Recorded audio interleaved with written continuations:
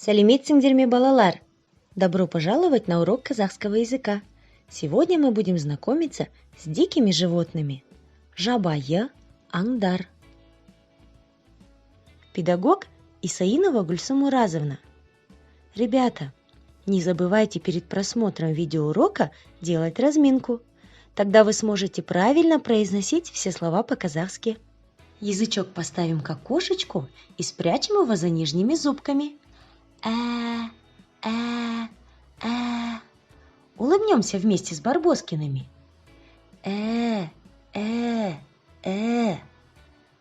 Губки в сушку превратим и тянем вперед. Губы в трубочку свернем и тянем вперед, произносим твердо. Подуем в трубу мягко. Зарычим, как медведи, твердо. Достаем рыбную косточку из горла. Полоскаем горлышко.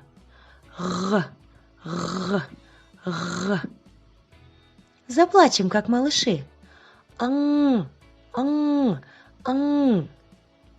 Подышим на снежинку, чтобы она растаяла.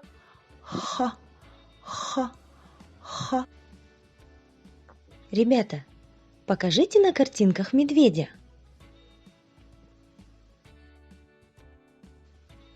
Правильно, медведь Аю.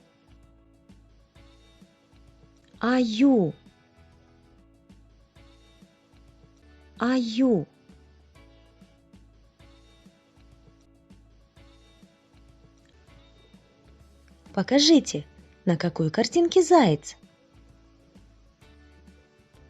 Верно. Заяц Қоян. Волшебный звук К. Қоян.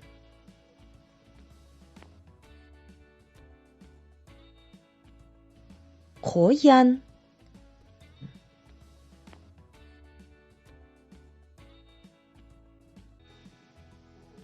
Покажите, на какой картинке волк?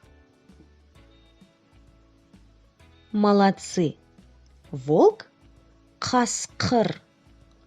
Волшебные звуки К, О. Қасқыр. Қасқыр.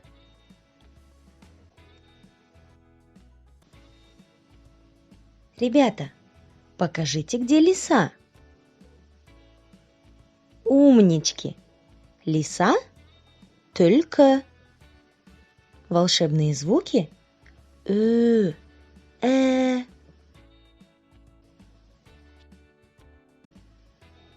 Түлкі. Түлкі. Дети, тень какого животного вы узнали? Волка. Қасқыр. А это чья тень? Медведя. Аю. А чья же это тень? Зайца. Қоян. А это чья тень? Лисы. Түлкі. Молодцы! Ребята, у меня есть еще одно задание для вас. Если вы правильно назовете всех животных с картинки по-казахски, то вы узнаете, какую русскую народную сказку я вам загадала. Давайте вместе называть. Қоян, Қасқыр, Аю, Түлкі. Молодцы! Я загадала сказку «Колобок» Бауырсақ ертегісі, потому что там встречаются эти дикие животные. А какие сказки еще вы знаете где встречаются дикие животные. 3 медведя, волк и 7 козлят, красная шапочка, теремок и другие. А сейчас повторим еще раз новые слова. Аю, қоян,